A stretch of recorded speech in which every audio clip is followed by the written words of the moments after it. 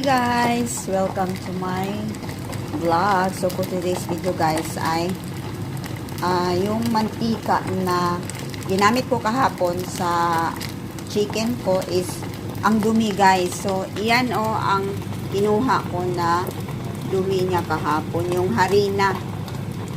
So ang ginawa ko para malilinis siya, so nagtunaw ako ng cornstarch, tapos lagyan natin ng tubig. So, second batch na to guys. Ayan.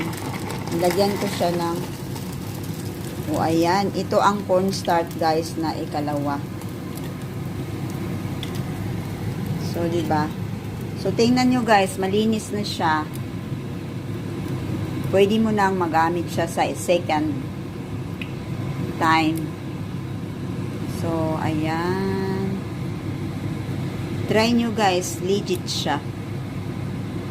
Nalilinis na siya. Tingnan nyo, di ba, malinis na.